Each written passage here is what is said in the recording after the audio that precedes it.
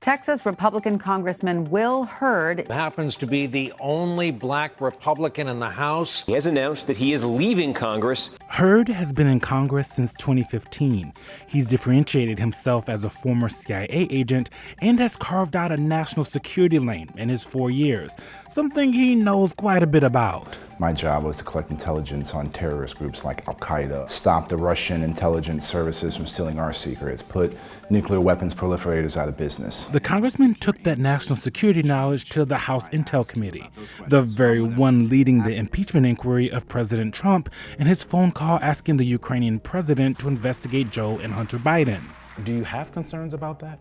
I've always said that that phone call is not how I would have handled it. I also think that the whistleblower identified some questions and some issues that required further insights and understanding, and that's why I think Congress should be using its oversight role to understand that and get to the bottom of that, right? Ultimately, what I want to know, right, is who knew what when, and at what time, and what were the the reasons that people were requesting certain things. Do you think that the impeachment inquiry is do you agree with that it should be happening, because it does give certain subpoena powers, certain levers to get to the truth, and it seems like that's something that you really want to do. So I think an impeachment inquiry is premature because Congress hasn't used all of our oversight functions and abilities.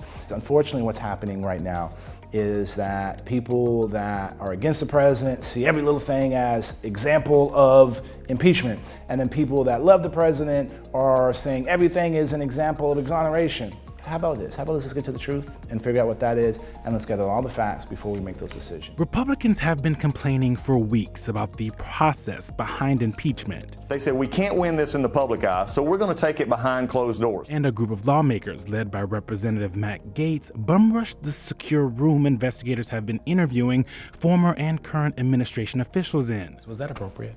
I think it shows a level of frustration that many of my colleagues had for having to be forced at some point to make a decision that's one of the most important decisions a member of Congress can make. Was it appropriate? I would not be taking cell phones and things like that into a SCIF, but again, it shows how much of a problem this is. Black conservatives, Black Republicans haven't historically been a large group in the past.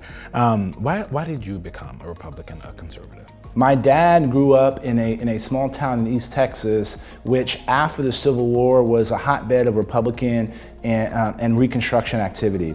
His grandfather and his father and grandfather was influenced by that thought. Then I go to a place like Texas A&M University, where I got to meet George W. Bush when he was governor for the first time.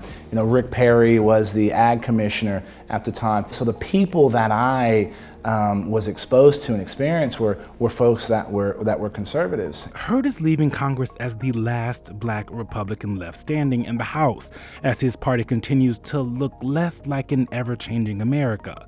The census projects that by 2045, America will be a majority-minority country, and Hurd has a warning for his party. If the Republican Party doesn't start looking like America and being appealing to all Americans, then there won't be a Republican Party in America. And that requires us and folks in the party to take our conservative message to communities that have never seen us or benefited from us. And at a time when there's a lot of independents and Democrats that are concerned about the direction where their party is going, we actually have an opportunity. And so part of it means showing up and talking about those issues people care about. Why do you think the Republican Party has had such a hard time reaching out to people of color? We got to figure it out, because the three largest growing group of voters, as you said, are minorities, people under the age of 29, and women with a college degree in the suburbs.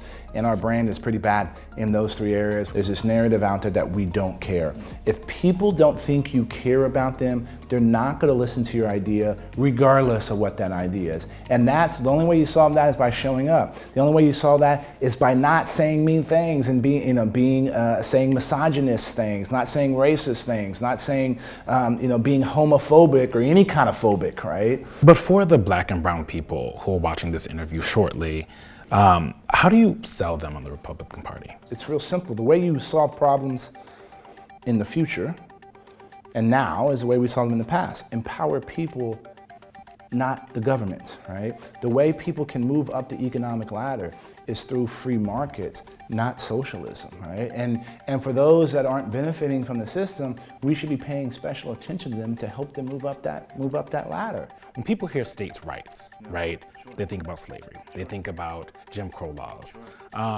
So how, like, the idea of the states having the power or the federal government not being involved does seem a little scary to people who are marginalized, because they, you look at the past when the states decided, it hasn't really worked out for people that look like us. It's not just about states' rights, it's about individual rights, right? And making sure that you have the opportunity to move up the ladder and that people aren't being able to infringe upon those rights, right? And so I think we can do a better job on how you sell that. The first step, the most basic step, show up.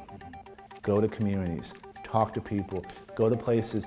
Look, I'm used to going to places that I'm the only one that looks like me, yes, right? And so, but many of my other colleagues have to do that. And you don't have to look like the community that you're trying to connect to and talk to, right? But you gotta show up and show that you care, and that's the first step.